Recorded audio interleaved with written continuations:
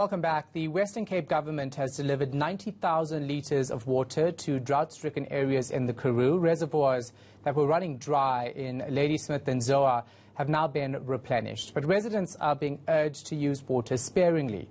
Craig Lee Smith joins us now live. So, Craig Lee, just tell us what the situation looks like at the moment. Of course, residents must be relieved. Good afternoon, Shahan, from a very, very hot Zoar, over 38 degrees. We arrived in Ladysmith earlier this morning to speak to the Kanaland local municipality with regards to the much-needed water that they received. It was well received. 3 out of the 7 dams in the local municipality are currently at 0% full.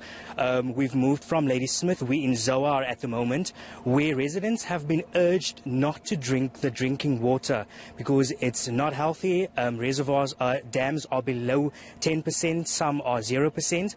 I've got with me, I'm joined by someone from the local disaster centre, Mr. Peterson, who will explain what's going on. Thank you so much for your time. So we see that we have the local water tanks in the area. Can you please elaborate more as to how many tanks we have in Zoar and also the water situation right now?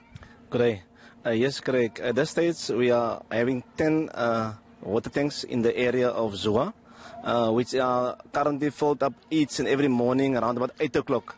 During the course of the day, we are trying to fill it up if the people use more than is expected, but we are trying to keep the tanks full for water consumption for humans. At this stage, the tap water is not ready to use for human purposes, and especially we'll use it to drain the toilets and to put things in place around the house, but not for consumption, for human consumption.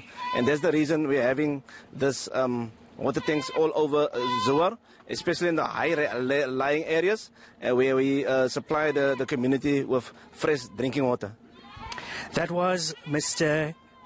Steph Peterson from the disaster centre here in Zoar, where residents have been urged not to drink the tap water but rather make use of the potable water in some of the hotspots here in the area. All right, thank you so much for that. Appreciate it. Craig Lee Smith, of course, is following that story quite closely for us. We'll get